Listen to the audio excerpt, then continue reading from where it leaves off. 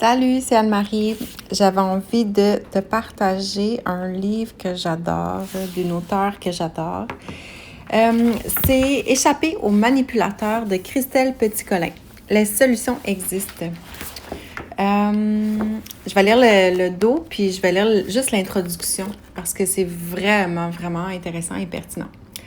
Donc, le dos du livre, ça dit « La manipulation mentale fait peur et fascine à la fois. Elle est de plus en plus présente dans la vie quotidienne. Chantage affectif, familial, jeu de pouvoir au travail, domination individuelle dans le couple, forte influence d'un ami. Il existe une catégorie d'individus nuisibles et destructeurs dont le but reste le même à travers les siècles. Satisfaire leurs priorités à nos dépens.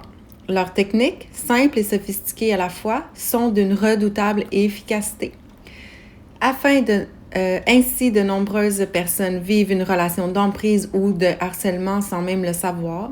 Elles sont angoissées, stressées, désorientées parce qu'un manipulateur dans leur entourage, tel un vampire, les vide de leur énergie. Est-ce que vous vous sentez vidé de votre énergie? Est-ce qu'il y a quelqu'un autour de vous que vous sentez qui vous gruge, là, tu sais, là? Elle dit, c'est pour les victimes d'emprise et de manipulation au quotidien que j'ai écrit ce livre. Christelle Petit-Colin est psychothérapeute, conférencière et écrivain passionnée de relations humaines. Elle traite depuis plus de 15 ans la manipulation sous toutes ses formes relationnelles, parce que c'est dans tellement de domaines de notre vie. Ça peut être dans la famille, ça peut être dans le travail, ça peut être avec les amis, ça peut être le couple, tu sais, il y en a vraiment... Bref, l'introduction. C'est la première fois que je reçois cette personne en rendez-vous. Elle est là, devant moi, homme, femme, peu importe. Le débit de la parole est dense, stressé, haché. Il accélère et dérape, parfois vers un aigu pour retrouver plus tard son rythme saccadé. Le contenu du discours est dépourvu, éparpillé. La personne saute d'un sujet à l'autre sans lien apparent, évoque des situations qu'elle a dû tellement ruminer et remâcher qu'elle ne se soucie même pas de me les expliquer clairement, comme si je savais forcément de quoi elle parle. On pourrait dire qu'elle radote, tant elle se focalise sur des éléments négligeables qu'elle se justifie bien longuement pour des détails insignifiants. À travers ce récit incohérent en apparence, j'entends beaucoup de stress et de honte, de la peur aussi et de la culpabilité infinie. Un grand sentiment d'impuissance et surtout un profond découragement. Quand le flot de paroles taries arrive invariablement la même interrogation. Suis-je en train de perdre la raison? Lorsque je pose la question, y a-t-il dans votre entourage une personne difficile? Les signes d'apaisement apparaissent et la réponse ressemble à un soupir de soulagement. Oui, ma mère, ou ma femme, ou mon mari, ou ma belle-mère, ou mon frère, ma fille, mon voisin, ou mon chef. Peu importe, l'espace d'un instant, la personne semble avoir identifié son problème. Elle se pose dans son fauteuil et respire enfin normalement. Mais l'accalmie est de courte durée. Très rapidement, elle se raidit et à nouveau semble réaliser le crime de lèse-majesté qu'elle vient de commettre en dénonçant son tourmenteur et prend un ton apeuré pour défendre celui ou celle qu'elle vient de désigner. Il ou elle a un passé tellement difficile, c'est quelqu'un de si malheureux. Il ou elle fait de son mieux. Je ne dois surtout pas en douter. Malgré tout, peu à peu, le puzzle se reconstitue inexorablement. La personne difficile ment, se contredit, est de mauvaise foi. Elle disqualifie, critique et dévalorise. Éternelle insatisfaite, elle se plaint, menace, culpabilise. Son immaturité, sa lâcheté et sa méchanceté sont savamment dissimulées derrière une image sociale irréprochable. nous avons bien affaire à une personne manipulatrice qui empoisonne la vie de son entourage. Ce qui est frappant dans le récit des victimes de manipulation mentale, c'est la récurrence. Le profil du manipulateur est étrangement standard, comportant systématiquement les mêmes caractéristiques. La relation est également toujours de même nature et y apparaît des éléments très similaires. Alors, bien évidemment, les mêmes causes ayant les mêmes effets, cette relation d'emprise aura à chaque fois le même impact et les mêmes résultats en termes de somatisation. J'ai d'abord été interpellée par les similitudes entre les histoires des uns et des autres, puis curieuse d'en découvrir tous les traits communs, d'établir les ressemblances d'un profil à l'autre, et j'ai fini par me laisser captiver par cette énigme. La manipulation mentale est ainsi devenue la problématique que j'ai le plus étudiée les 10 dernières années. Aujourd'hui, je la connais bien et elle continue à me passionner. Dans le cadre de ma pratique, j'aime aider les gens à sortir d'emprise et à les voir retrouver leur autonomie. Peu à peu, ils recouvrent leur lucidité comme s'ils émergeaient d'un long cauchemar, puis ils rassemblent leurs forces, réapprennent à se positionner, à s'affirmer calmement et finalement ouvrent la porte de la cage mentale dans laquelle ils s'étaient laissés enfermer. Lorsque les victimes de manipulation mentale sont sorties d'emprise, elles ont retrouvé leur pouvoir d'action. Les manipulateurs perdent tout leur impact et se retrouvent bien démunis. Ne sachant que manipuler, ils continuent à tirer sur leurs ficelles de plus en plus apparentes et en deviennent caricaturaux, voire grotesques. Alors, cette situation autrefois pesante devient cocasse. Lorsqu'on s'échappe d'une relation d'emprise, on passe du drame à la comédie burlesque. Tout au long de ce livre, nous allons aborder ensemble le thème de la manipulation mentale et de l'emprise psychologique. Quand peut-on employer ce terme? Qui sont réellement les manipulateurs? Comment les repérer? Quels sont leurs buts? Quels dégâts créent leurs agissements? Comment font-ils pour établir leur emprise? Qui est manipulable? Pourquoi est-ce qu'on est vulnérable face à leur comportement? Mais surtout, comment échapper à leur pouvoir et ne plus leur laisser l'espace d'empiéter sur notre territoire physique et psychique? Je suis heureuse de pouvoir partager avec vous tout ce que j'ai appris et j'espère que vous aurez bientôt vous aussi, repéré les climats d'emprise dès les premiers signes et les déjouer. La manipulation mentale fait peur et fascine à la fois. Elle nous renvoie autant à notre fantasme infantile de toute puissance qu'à notre besoin de croire en notre liberté de penser et d'agir.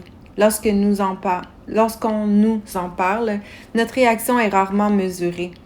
Entre minimisation et dramatisation, nous avons des difficultés à regarder les choses en face avec objectivité, ayant aussi peur de nous découvrir manipulés que manipulateurs nous-mêmes.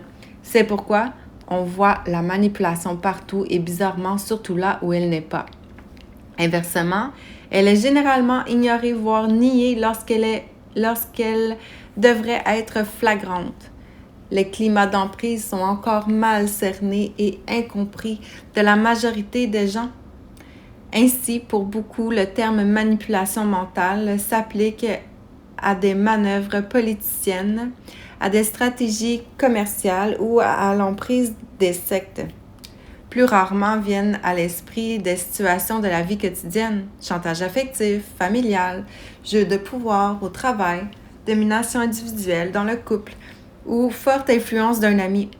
Et pourtant, on peut déjà parler d'emprise et ce sont les exemples les plus courants.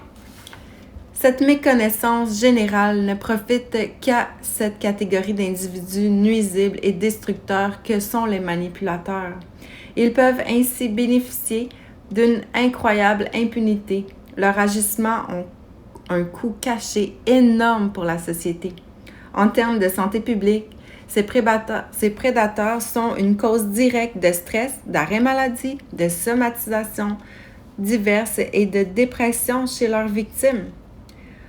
En entreprise, leur incompétence, les sabotages insidieux, les jeux de pouvoir, les démotivations, les turnovers qu'ils engendrent sont également particulièrement néfastes à la productivité. Enfin, nombre d'affaires portées devant les tribunaux ne sont que la conséquence directe des litiges qu'ils adorent créer et qu'ils enveniment à loisir. C'est pourquoi beaucoup de catégories professionnelles gagneraient en efficacité et en sérénité à être mieux informés sur le profil des manipulateurs et sur leur comportement. Médecins, travailleurs sociaux, juges, avocats, mais aussi enseignants et policiers. Le but des manipulateurs reste le même à travers les siècles, satisfaire leurs priorités à nos dépens. Leur technique simple et sophistiquée à la fois est toujours d'une redoutable efficacité. On croit d'ailleurs souvent à tort que les manipulateurs sont des gens très intelligents et leurs victimes bien crédules. Pourtant, chacun d'entre nous sait bien qu'il s'est déjà fait manipuler. Alors, serions-nous tous des naïfs? La mise sous tension est un mécanisme insidieux qui s'installe graduellement et c'est pour cela qu'il est difficile à détecter. De nombreuses personnes vivent une relation d'emprise ou un harcèlement sans même le savoir. Elles sont angoissées, stressées. La liste de leur somatisation physique s'allonge chaque jour, empêtrées dans une toile d'araignée relationnelle aliénante et cherchant désespérément l'issue salvatrice. Elles se croient folles et ne réalisent pas qu'une personne de leur entourage, telle qu'un vampire, les vide de leur énergie vitale et les pousse sournoisement à leur perte. Quand la manipulation est intense, quand elle dure très longtemps, elle peut réellement tuer. Il existe tous les degrés de gravité dans les relations d'emprise. Cela peut rester léger, une personne tracassière en apparence, un parent, un conjoint, un supérieur, qui semble simplement difficile à contenter et qui crée sans cesse de nouveaux problèmes. L'étape d'après est un harcèlement moral plus intense, mais plus sournois, pas toujours évident à déceler. L'entreprise de destruction peut aller au-delà du harcèlement moral et déraper jusqu'à la violence physique, la torture, le viol et le meurtre. De même, les manipulateurs peuvent avoir un profil d'une perversité et d'une cruauté inouïe. Ces aspects les plus sordides ne seront que ponctuels, évoqués dans cet ouvrage, mais la trame de la manipulation mentale reste la même. Quel que soit le degré de violence et d'intensité de l'entreprise de destruction. Il est bon ton, lorsqu'on écrit un ouvrage sur l'emprise psychologique, de faire une mise en garde rigoureuse. Les ouvrages de psychologie ne serviraient à rien quand on vit avec un alcoolique, un toxicomane, quelqu'un de violent, un abuseur. Le conseil systématique donné est de se mettre le plus vite possible à l'abri, physiquement et juridiquement, et surtout de se faire aider par les services compétents. Si dans l'absolu, c'est effectivement le seul conseil qu'on puisse donner dans les situations si dramatiques, je sais par expérience qu'il ne peut pas être entendu par quelqu'un qui est sous emprise et inconscient du danger objectif. Il faudrait parfois un lent mûrissement pour que la personne puisse enfin agir. Alors, ne vaut-il pas mieux de lire sur ce sujet pour essayer de comprendre et de trouver une issue, plutôt que de rester totalement passif?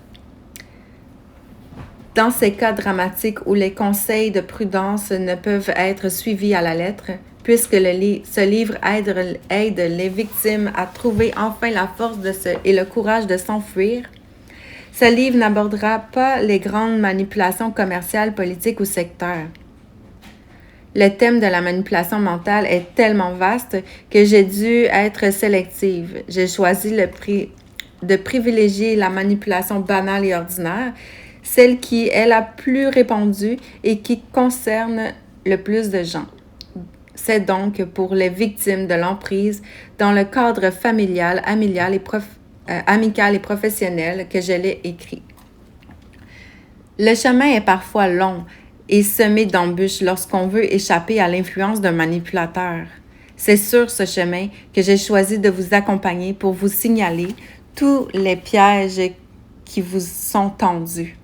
Ce livre suit pratiquement le déroulement d'une sortie d'emprise, de la prise de conscience de son existence à la liberté retrouvée. Mon objectif est de dissiper le brouillard et de mettre en lumière toutes les données. Quelles sont les clés de la manipulation? Qu'est-ce que l'emprise et leur harcèlement? Qui sont les manipulateurs? Quels sont leurs buts? Comment font-ils? Qui sont leurs victimes et quels sont les dégâts? Et surtout, comment se protéger, déjouer les pièges, résister aux injonctions, restaurer l'estime de soi et son intégrité pour enfin retrouver son libre arbitre et sa liberté d'action? Pendant la rédaction de ce livre, j'ai rencontré plusieurs difficultés. Tout d'abord, j'ai été confrontée à quelques complications lexicales majeures. Comment ne pas répéter en boucle manipulateur, manipulateur, manipulateur? Comment respecter la parité? Quelle appellation donner à ces harceleurs dont j'allais parler en permanence? Le terme des pervers narcissiques me pose plusieurs problèmes. Premièrement, il a été galvaudé ces derniers temps et on l'utilise maintenant à tort et à travers pour tout type de situation, au point qu'il en a perdu son sens premier. Deuxièmement, je trouve que c'est faire beaucoup d'honneur à ces gens immatures de les affubler de ce titre, alors qu'ils sont bien plus proches du morveux sournois que du calculateur machiavélique. Troisièmement, tout ce qui les diabolise sert la cause des manipulateurs, puisque la peur qu'ils inspirent est leur principal ressort. C'est également pour cette raison que je limiterai l'usage du terme prédateur, également trop flatteur et trop inquiétant. J'ai pensé un instant leur donner un surnom, manipulator, par exemple, mais même si je vais vous inviter tout au long du livre à ne plus les prendre au sérieux, il ne faut pas non plus prendre ce problème à la légère et minimiser la détresse de ceux qui vivent sous leur emprise. Le mot manipulateur est finalement le plus approprié et va donc revenir en boucle de la première à la dernière page. Je vous présente d'avance mes excuses si cela alourdit votre lecture. Je suis également désolée pour vous, messieurs, que la grammaire française fasse emporter le masculin sur le féminin, car les manipulatrices sont tout aussi nombreuses que les manipulateurs et ne vont pas être justement représentées, même si je serai vigilante pour alterner de temps en temps manipulateurs et personnes manipulatrices. Ensuite, l'établissement d'un plan a été d'une complexité incroyable. En matière de manipulation mentale, les données sont multiples, subtiles, suggestives, parfois cruciales, parfois anecdotiques. Elles se recoupent, s'imbriquent les unes dans les autres, constituent un maillage serré, celui du filet mental dans lequel va se faire entortiller la personne manipulée. En écrivant, j'ai souvent eu l'impression, surtout au début de mes chapitres, d'être moi-même dans la confusion mentale et de démêler minutieusement un écheveau d'éléments enchevêtrés.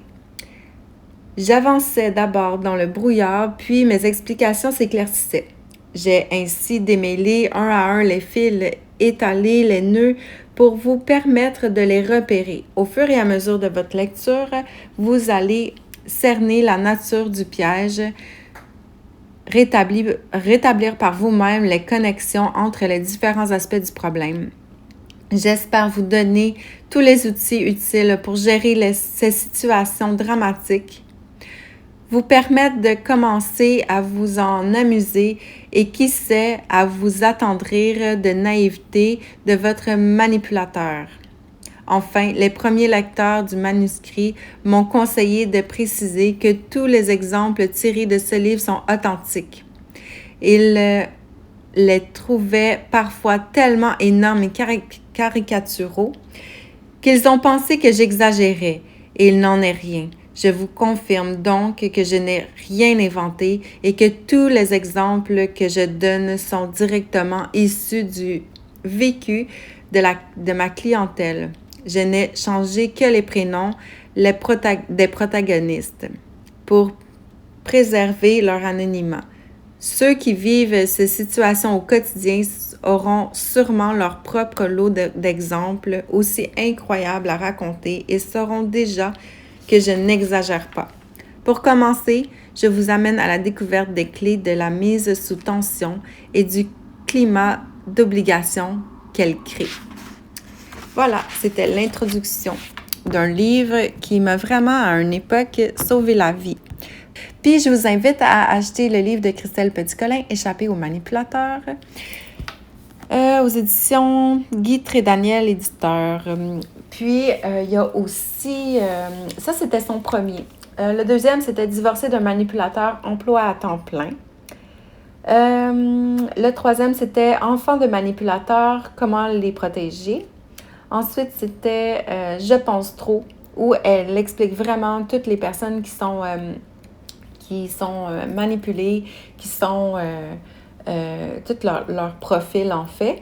Puis, il y a son autre livre, Pourquoi trop penser rend manipulable. Puis, son dernier, c'était Je pense trop, puis elle a barré trop pour mieux. Donc, je pense mieux. Vivre heureux avec un cerveau bouillonnant, c'est possible. Puis, il y a un autre livre que je n'ai pas parlé, c'est Mon enfant pense trop. Quand on a des enfants qui sont des fois surefficients, parce que ce qu'elle dit dans le fond, c'est que il y a aussi des enfants qui sont surefficients, ce qu'elle dit, c'est que la personnalité, souvent des personnes manipulées, c'est des gens qui sont surefficients. Puis, ils ne croient pas que c'est des surdoués. Fait qu'il ne faut pas dire ça parce qu'ils vont faire « ben non, franchement ». Mais souvent, c'est des surefficients. C'est des gens qui, ils sont très, très intelligents. Fait que, tu sais, les manipulateurs, là, ils ont vraiment comme du challenge, ils ont vraiment du fun à manipuler des personnes qui remettent en doute, qui remettent en question, qui pensent, qui sont quand même sceptiques, mais ils sont tellement bons pour aller déjouer tout ça, puis t'amener des idées, te faire perdre le fil des conversations, t'amener où ils veulent. C'est des manipulateurs professionnels, vraiment. Puis c'est pour ça que son livre... Divorcer d'un manipulateur, emploi à temps plein, c'est vraiment ça, c'est un emploi à temps plein. Puis même si tu es divorcé, même si tu t'es séparé, même si c'est calme, dans ton dos, il peut faire n'importe quoi. Faut jamais baisser la garde, jamais, parce que c'est là où ça peut te sauter en pleine face, parce qu'ils sont des calculateurs nés. Ils donnent à minima. C'est par calcul et à minima. Leur gentillesse, c'est toujours, c'est des gens qui ont sérieusement des troubles narcissiques. Puis quand elle a analysé toutes ces personnes-là, c'est incroyable. Puis ce qu'elle disait, c'est ça, c'est qu'ils ont un profil standard. C'est vraiment des gamins de cours d'école qui ont juste pas été cadrés. C'est des gamins mal cadrés, c'est des morveux. C'est des morveux qu'on l'a juste toujours laissé faire, qui pensent qu'ils peuvent tout faire croire, tout dire, se sauver de toute situation, puis même qu'ils en ont plaisir. puis de toujours se sortir de tout. C'est des gens souvent immatures que les parents vont donner de l'argent, payer tout, les sortir de la merde tout le temps, leur acheter une voiture, leur donner de l'argent tout le temps. C'est des gens qui sont souvent irresponsables. Puis, tu sais, ça, c'est un exemple, mais c'est peut-être pas tout. Tu sais, il y en a qui sont sûrement responsables financièrement. Mais c'est ça, fait que c'est vraiment incroyable à quel point cette femme-là, elle a vraiment mis toute son emphase, toute son attention sur les manipulateurs, tu sais. Puis c'est vraiment, c'est ça, des livres très, très, très intéressants. Puis ce que je voulais dire aussi, c'est ça, c'est que ne pas baisser la garde. Parce que même si tu te sais, c'est déjà très difficile de se séparer de ces gens-là, mais un coup que tu es séparé, c'est un emploi à temps plein encore de ne pas te faire manipuler toujours, parce que si tu es toujours une personne généreuse, puis gentille, puis tu es toujours accommodante, puis que lui, par contre, c'est pas ça, c'est pas des gens qui sont généreux gratuitement, il y a toujours une arrière-pensée. Fait qu'il faut toujours s'attendre à ce qu'il y ait un coup par en arrière, tout le temps, tout le temps, tout le temps, on ne peut pas baisser la garde. Puis ça peut même aller jusqu'à, je connaissais quelqu'un, là, ça a même été jusqu'à ce que son ex parlait contre elle à la garderie, à l'école. Son ex parlait contre elle aux gens en disant « Ah, elle est folle, j'ai vraiment peur pour mon enfant, je suis vraiment, oh mon Dieu, si jamais vous voyez quelque chose, si jamais vous quoi que ce soit. » Alors les gens avaient déjà les yeux à trouver n'importe quoi que l'autre parent pouvait faire. Puis c'était n'importe quoi, mais toutes les petites choses qui pouvaient être trouvées ou citées, ben lui, il pouvait accumuler ça, même si le parent était bien correct. Mais c'est la répétition à répétition, à répétition, plus que tu fais croire des choses à plusieurs personnes. Puis c'est ça, les gens, et ce qu'ils font, c'est qu'ils donnent une image à tellement de gens en même temps. C'est comme ça crée un égrégore. Un égrégore, c'est vraiment c'est comme une forme pensée.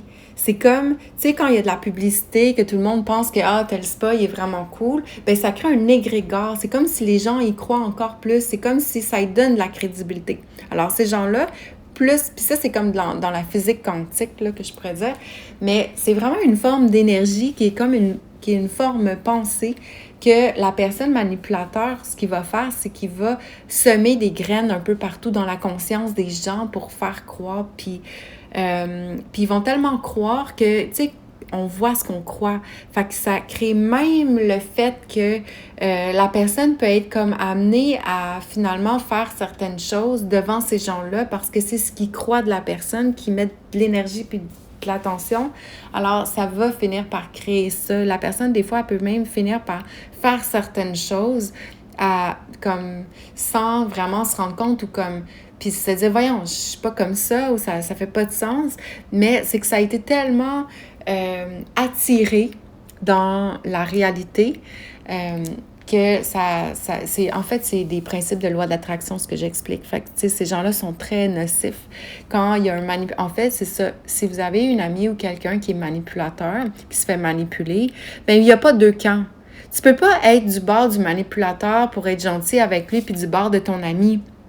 Parce que lui, il va toujours jouer avec ton conscience, il va toujours jouer avec ton énergie, il va toujours te mettre de son bord, puis te dire, ah, tu sais, puis là, il va t'amener une idée que toi, t'avais dit que, ah, telle affaire, puis là, il va te dire, tu sais, ça, non, non, non, tu sais, comme le vendeur de voitures, là, ben, tu sais, ou le vendeur de balayeuse qui te dit, ah, tu sais, t'aimes ça en une propre, t'aimes ça, fait que si toi, t'as dit, oui, j'aime ça une maison propre, puis lui, il dit, ah, tu sais, comme vu que t'aimes ça une maison propre, puis vu que t'aimes ça, passer du temps à faire autre chose que du ménage, ben, tu sais, là, il va t'amener une autre idée. Plus que tu dis oui avant, plus qu'après. Puis les manipulateurs, c'est ça qu'ils utilisent. Fait que c'est vraiment puissant. Ça va loin, tu sais. Puis il faut vraiment, c'est ça, comme je disais, il faut vraiment sortir ces gens-là de notre vie. Puis on peut pas être des deux côtés. Tu sais, tu peux pas jouer dans les deux camps. Tu coupes contact avec la personne qui est un manipulateur, puis tu protèges ton ami. Puis tu l'aides aussi à voir comment ça peut être néfaste, puis comment elle se fait jouer, puis elle se fait manipuler, parce que ces gens-là sont bons, sont vraiment forts. Puis il faut toujours être focus, il ne faut jamais garder de vue notre garde, perdre de vue notre garde, parce qu'ils vont l'utiliser, la moindre faille, un jour qu'ils vont voir, ils vont la prendre. La moindre petit truc qu'ils peuvent utiliser, c'est comme ça, c'est des menteurs pathologiques. Fait que c'est toujours à leur avantage, puis il faut vraiment...